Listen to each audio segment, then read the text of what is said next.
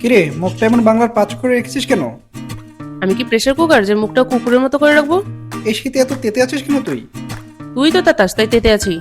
ওরে বাবা, রান্না করতে কি আগুন দিতে হবে না? হ্যাঁ, তা তো দিতেই হবে। দিন দিন কুকারের প্রতি প্রেম বেড়ে গেছে কি না?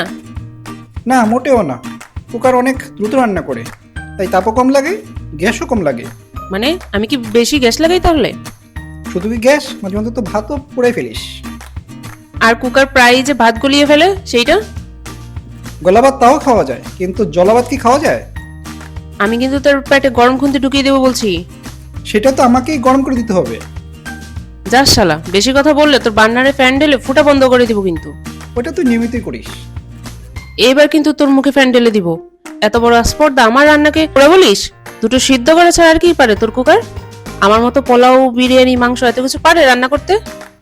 না, ঠিক আছে, আমাকে মাফ করে দে মা। আচ্ছা, কুকার এত নির্লজ্জ কেন রে? কুকার আবার কি করলো তোর সাথে? তোকে দেখেই কেমন নির্লজ্জের মতো সিটি মারে। আরে, ওভাবে বাষ্প ছাড়ে।